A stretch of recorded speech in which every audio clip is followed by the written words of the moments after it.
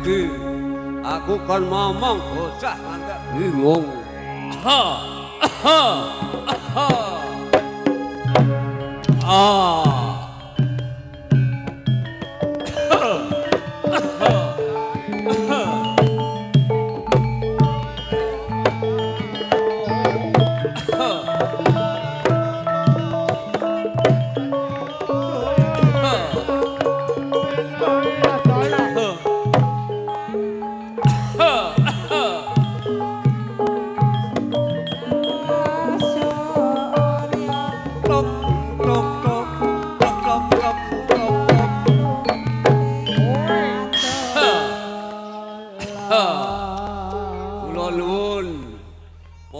Kadang-kadang kula ing Sidamulya mriki jamanipun maju, masyarakate bersatu. Ning kula nyuwun nggih, nek gadah gegayuhan ampun kaya Seta Dharma utawa Gunasta. Wong tlatah wis aman tentrem, kok diubah-ubah banyu bening. Akeh rerusuh. Akeh para rampok budal ngecu malin. Jarene dhewe eling gegayuhan. Ning aku krungu kabar jare ngersa dalem Kanjenge Trenggalek paring dawuh sapa kang bisa nentremake para blandal guru klothok arep diparingi ganjaran. Iki Gunasta wis ditimbali ana ngersa dalem Kanjeng Dipati Trenggalek. Mbuh perlune ya muga-muga lenjangkah ora keplengkang. Mula kanggo tuladha lenjangkah yen duwe penyuwun ku ya sing murwat wae ora muluk-muluk kaya Gunasta. Iki nganti bingung. Kaya suminten wis krungu kabar. Nek iki arep dipundhut mantu karo Kanjeng Adipati Trenggalek Dirja Ngalim. Jarene arep dijodohke karo Den Mas Brata. Lek, lah wong aku kene wis mamau kok. Kok kowe ta, Nak? Nggih. Ake bali kok kali adus ngumbah awak wong arep dadi nganten kok. Ya, arep dadi nganten. Aku perlu kabar jare Priase manten dekore mung cukup kombeji ngono wae. Ora dato wae to lek wong regane ya murah kok. Dekorasi dandanan nganten sak piturute kanggone bulu rambeji kono. Heeh. Aku ki arep nemoni Surata ben tak pasang dekor tak goleki wis ora ketemu. Sapa? Surata. Alah Surata ku wis penak nggone ya lek apa kuwi ya ora ngerti ngono. Lek, piye?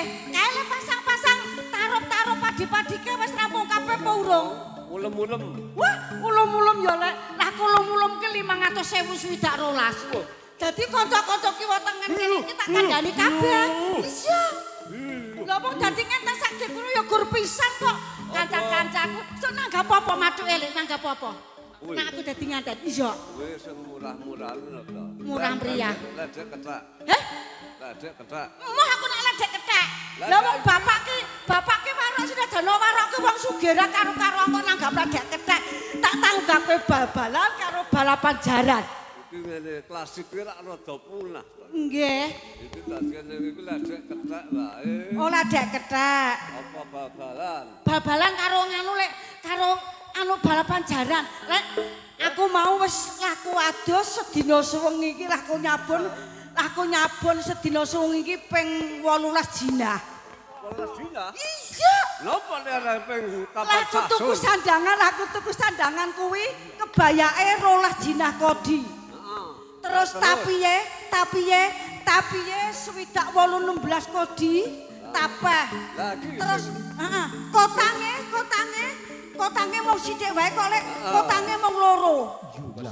Wong arep dadi nganten kok ya apa-apa tak tuku kabeh wong. Lah iki lha sing jare jumlah kapat sasur ki apa? Heh?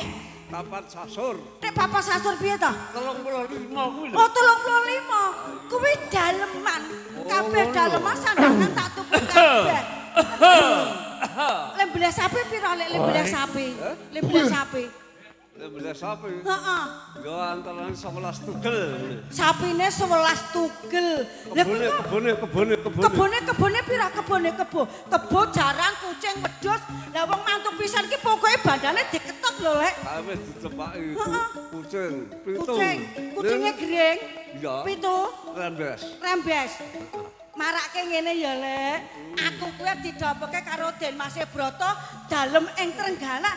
Atase wong sumintir kaya ngene lho, Lek. Ya. Bojoku baguse uleng-ulengan ra karo-karuan ki tenan. Heeh. Bareng kowe kondo Den Mas Broto aku tak tekon. Iya, Lek. Sriwing ya. Nggih. Kowe wis tau ketemu Den Mas Broto? Wis tau ketemu ya? Ya wis tau ketemu ngono lho. Aku ki krungu sriwing. Pripun krungune sampeyan? Nalika Den Mas Broto ki cedak ameng-ameng. Nggih, Lelono. Jabane Kutha Raja Trenggalek. Nggih. Kuwi tegar numpak kuda. Heeh, numpak jaran. Heeh. Lalu rada sawetara puter. Nggih. Niki pirsa kuwi dheweke kuwi saya. Saya. Njur kendel. Heeh. Lah kowe ditekoni. Heeh, aku ditakoni jaman semono. Nduk. Anu kene ki ana sing bakul cau. Lah kowe nene ora ana. Mboten nenten kok Den Mas, aku ngono lah aku semaur. Ora ana. Ora ana. Nggih. Den Mas Broto ki tak salit gondang. Nggih, ngelak to yo Lelono kok, Lek. Kanjeng kuwi ya cah datar. Heeh. Cah bloboh. Nggih. Murah. Eneng wong ngene Kowe iki lak kan mesake karo Den Mas Broto, Nggih. arep tak goleke unjukan. Lah. Wis aku tak tekan kuwi tenan apa ora? Tenan to, Lek. Heeh. Wes tenan. Terus tak goleke unjukan.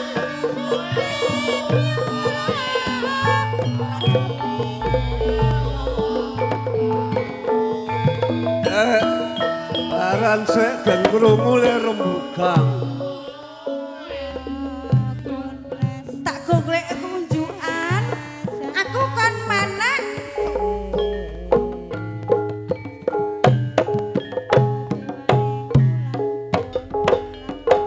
Lara dirunding sawen, lara dirembug sadurung iki yo ngene iki kok pancenan kok.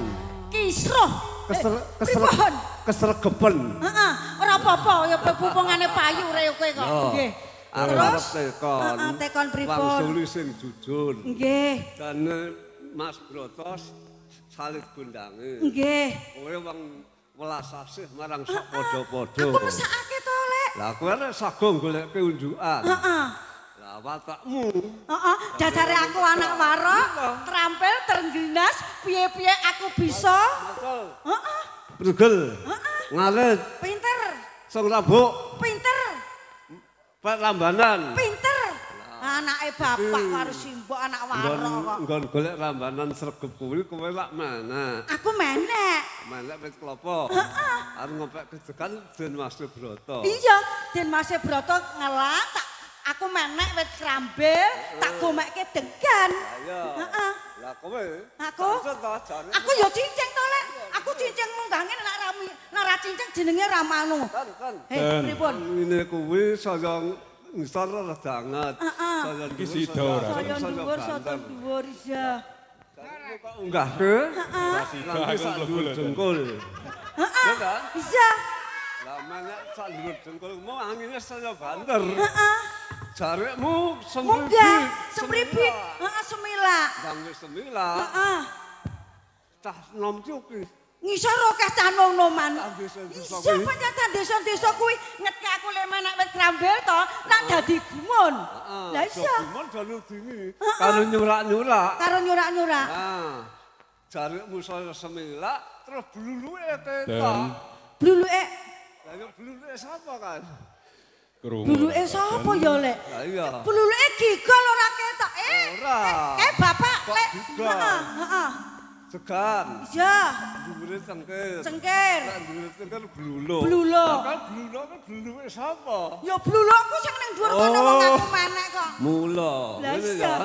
Heeh. Aku krungu kabar jane Mas Broto kuwi rada gelo mergo kowe wong wedok pelekan nganti ketok bluluk. Ora apa-apa ketok bluluke ora apa-apa ya Den Mas Broto seneng karo aku kok. Lek iki bapak wis bali saka dalem kadipaten. Oh iya kan ditani. Pak, keterangan piye? Rada pene mriki, Pak. Ya, aku ki arep rono wong kabel iki ora nyambung. Oh alah. Rene. Ya kene rada rene ra apa-apa. Le, sampean rada rene. Tembulan. Sampean kok suwe banget to Pak nyang dalem kadipaten lho. Lah wong aku ki ya adoh parane. Nggih, tak arep-arep aku lah. Saka kadipaten aku pupurane wis 7 dina 7 bengi ora tak ilangi malah suwe menyang dalem kadipaten lho. Aku tak insis dhisik. Nggih. Lah kok nyandi. Nggih iki Pak, rada rene Pak.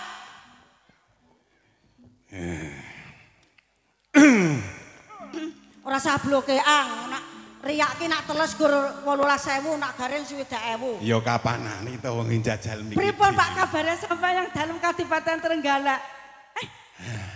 Lah kok rumah saku kok sayane sampah ki susah ngono lho. Kok pucet ngono lho. Arep mantu kurang dadak susah-susah ya, Pak. Lah piye to nak wong tangga teparus teko kene kabeh. Kadikono Kadipaten ing Trenggalek terus mulih. Nggih. Dasare kabare pripun? Lah kar dadi ngenten ki dinane dina apa? Jame jam pira? Ada tingkatan ki rasane nyang awak keju kabeh. Ting griming. Lah arep dadi ngarep. Iya, dadi ngenten karo Den Mas Broto lho, Pak. Wis kok cepake kabeh. Wah, wis kabeh tak cepaki aku sok nak wis didhawuhake dadi nganten aku sok nak turu bantale merah. Le mulem-mulem pira? Wah, wis ra umum Ora pokoke. Gendeng aku ki suminten anak warok sing sugih dhewe, bandane mbludak, nganti ora kanggo. Wis pokoke kabeh-kabeh tak undang tak kon rene lho. Ya ngerti dhewe to anak bapakmu ki pancen sugih bondo bandu donya. Paribasane nggih. Dikedhuk ngetuk disusruk methuthuk. Lah nggih, kok disusuk methuthuk ki apa to kuwi? Ya bondone bapakmu iki. Nggih, dikedhuk ora luka mah tambah kebak ngono.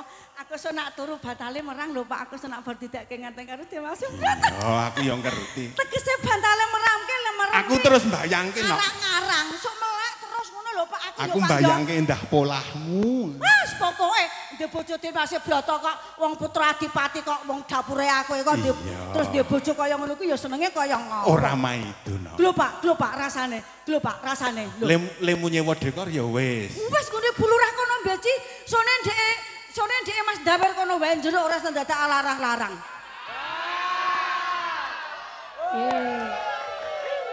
Kae ki ora larang. Aku ki gumun, sok pakmu anu Mas Dawer. Lah, ada ya iso ngetoprak.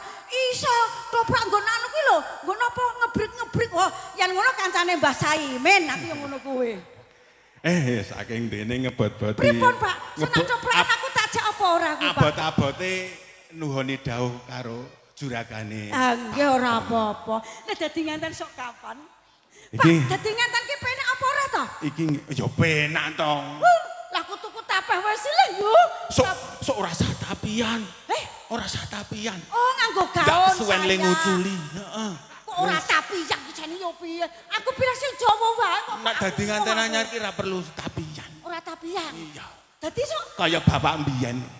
Bapak yo ngono to. Ora kok berkatokan. Aku sih yo ngono, aku sih yo kaya bapak. Iya. Iya lah matur nuwun, aku ndek Pak kaya ngono. Ora iya. Ora kok berkatokan yo. Ya ning aja banter-banter wong iki engko ki urung cetha keterangane mah mbok amuk. Urung cetha piye to, Pak?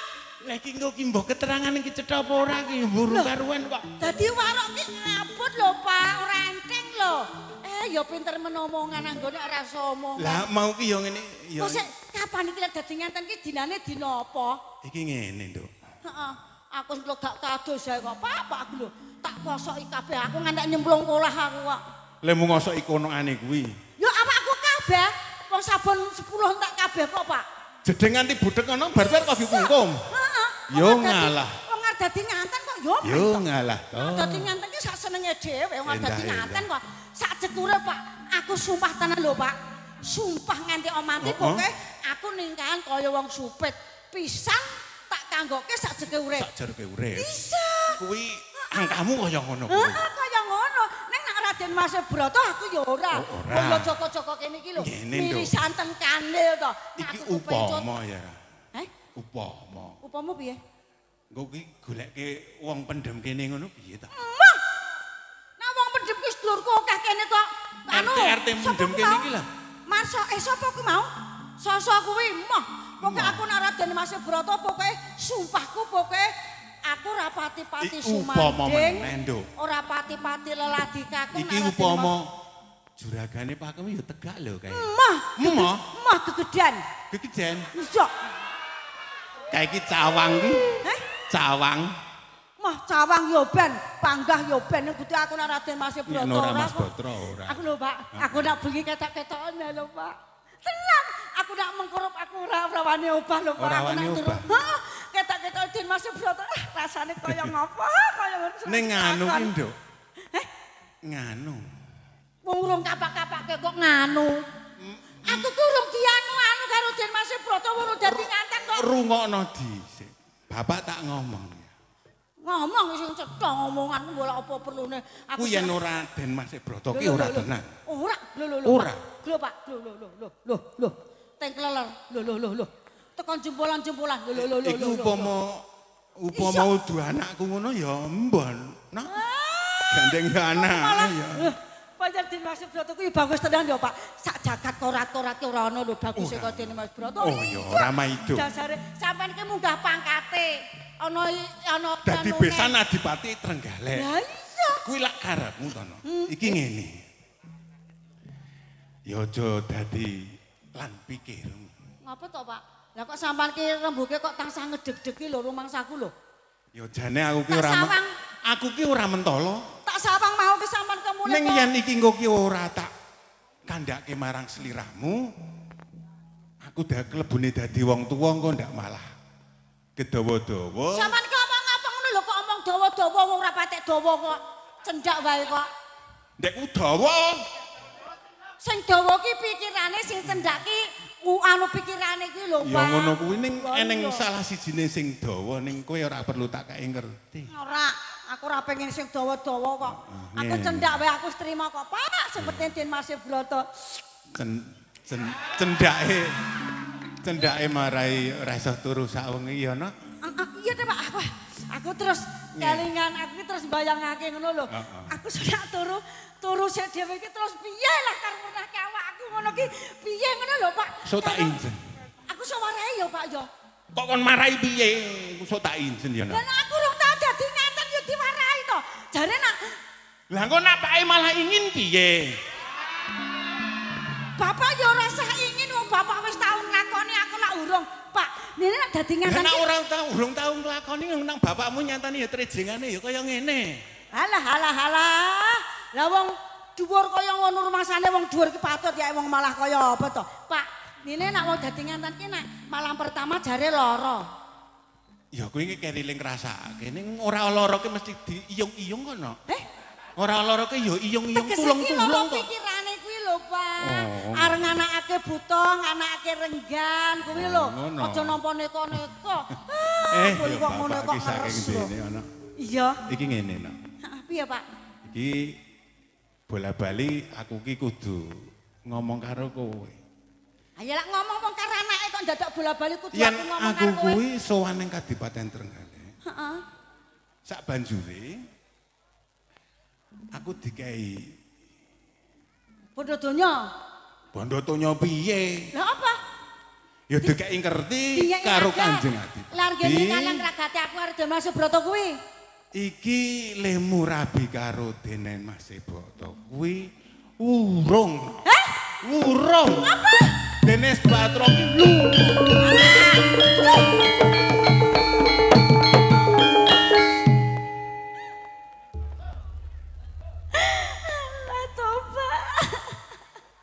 Yo ngene to, Nak. Engko tak goleke wong pendem kene dudo-dudo kaplak ku yo.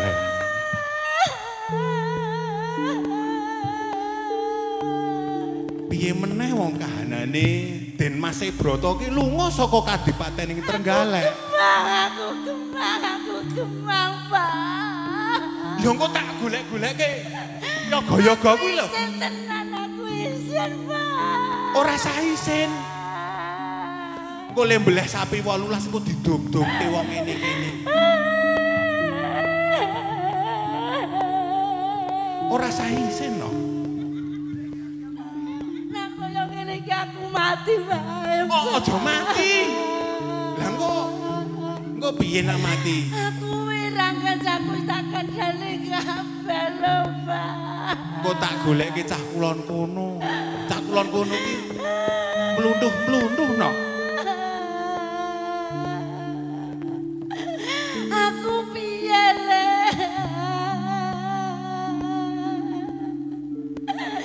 Aku ra sido dadi nganten. Ki banjur piye? Mula rembugan iki sing diatur wong bareng gawat kok mbelayani kaya ngono piye to nang Aku piye le? lakon iki kaya ngene Aku piye?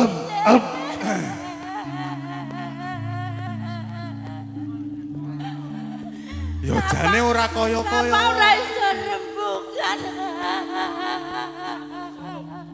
Iki terus piye? Dana sisi wedok kok kuwirangan to, Pak.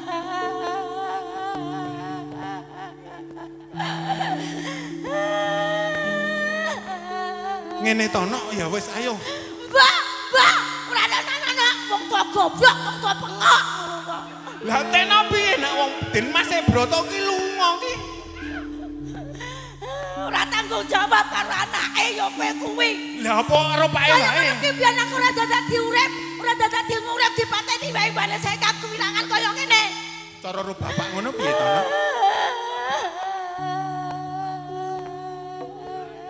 Apa rolikmu iki? Mbak. mula ya Wong aku wis sumpah Den Mas Broto aku ngomong ditawak-tawake karo tetekan kaya ngono. Kudu tetekan. mbok yo iki namung godhongke Ben ngerti nak anake liatus pendang dina ora tau mentas kungkum esuk awan sore awan benginar dadi nganten.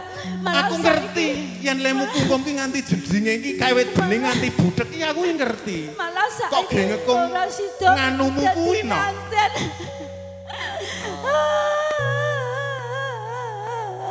Ngono no. Den Suminten.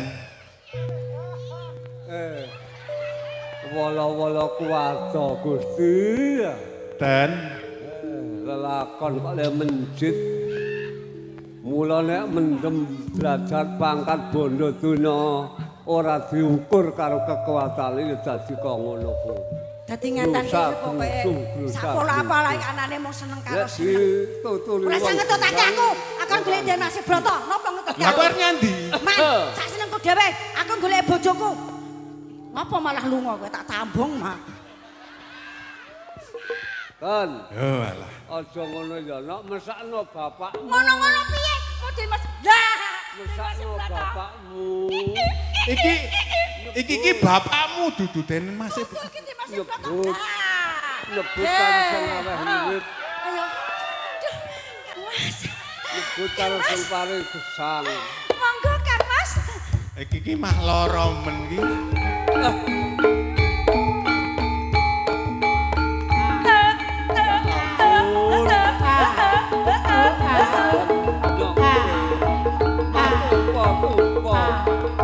Den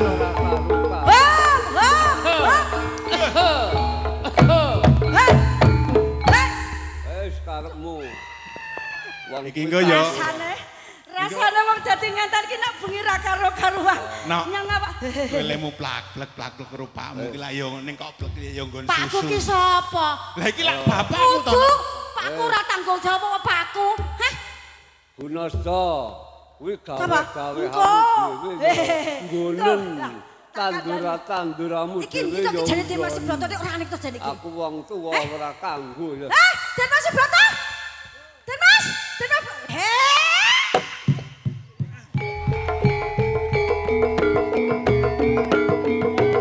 Suminten.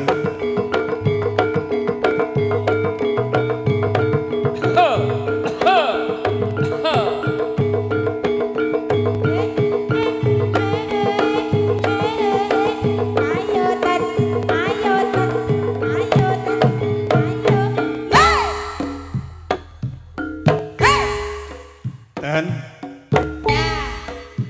iki kok nak iku ki nak ngene terus.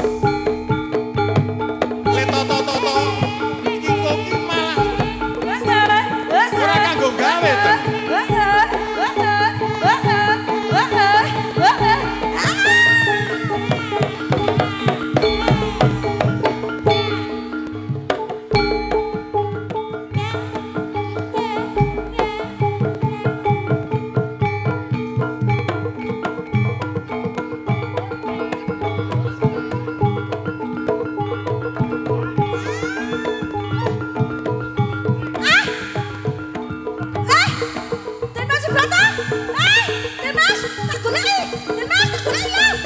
Dan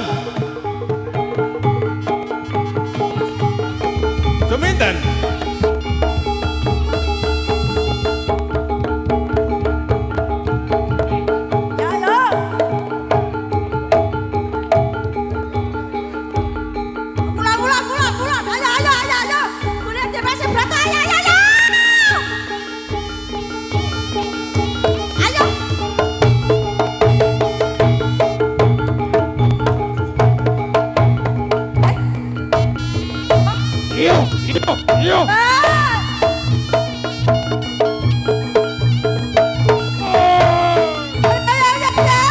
Yo.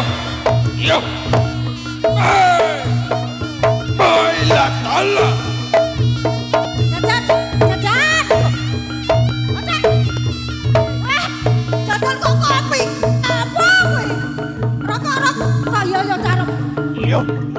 Yo.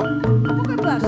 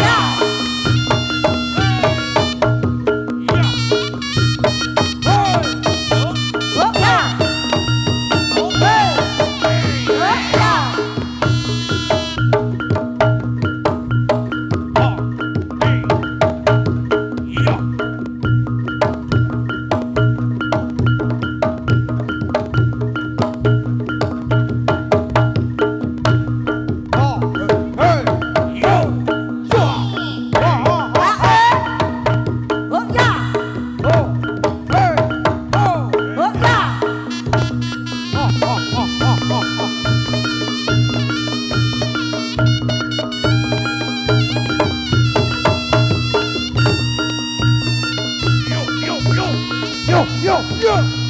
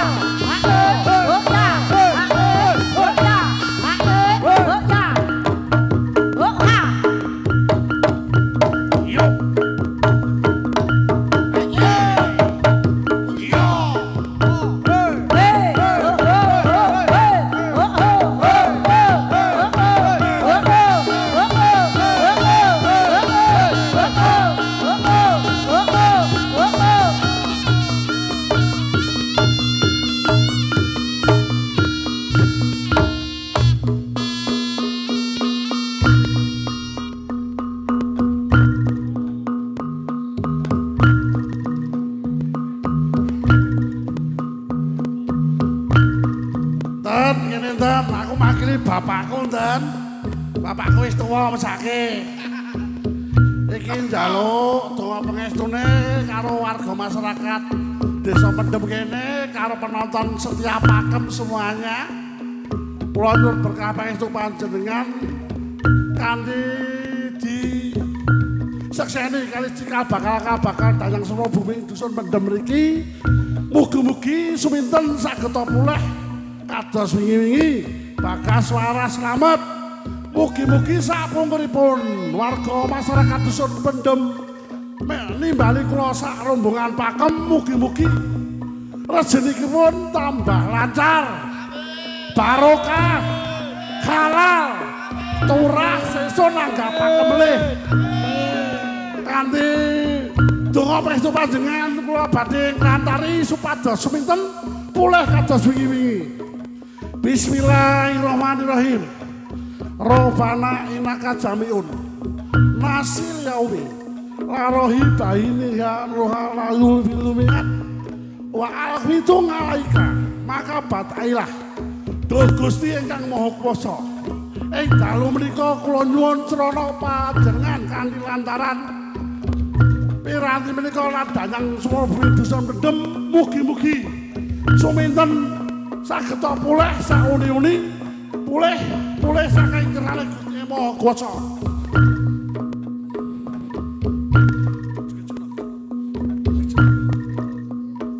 Satu ala ilaha illallah wa satu ala Muhammad Rasulullah.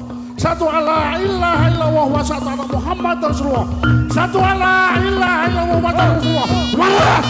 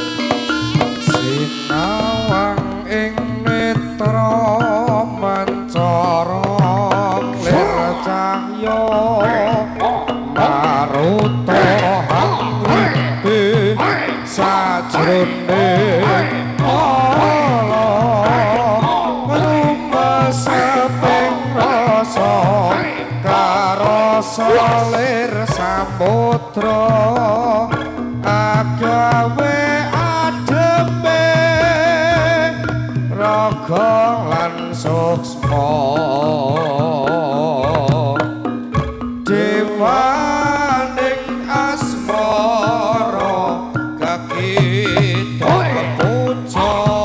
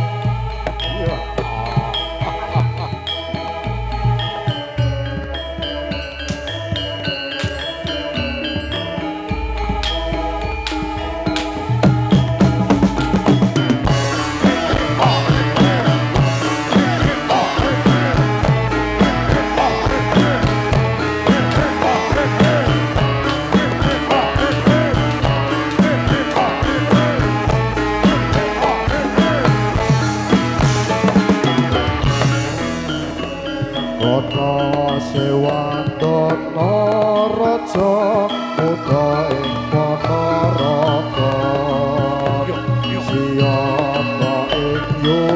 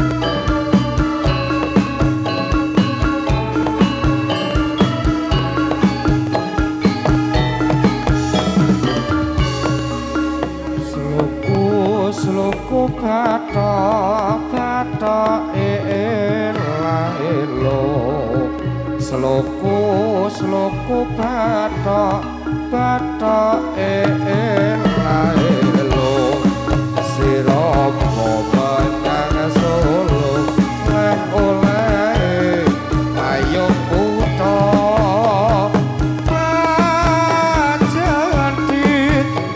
lolo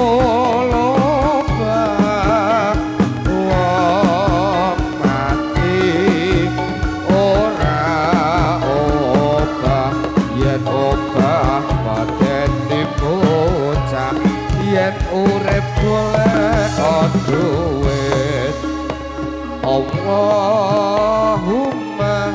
sholli wa sallim ala sayyidina Muhammadin adtamma fi ilmillah Allahumma sholli wa sallim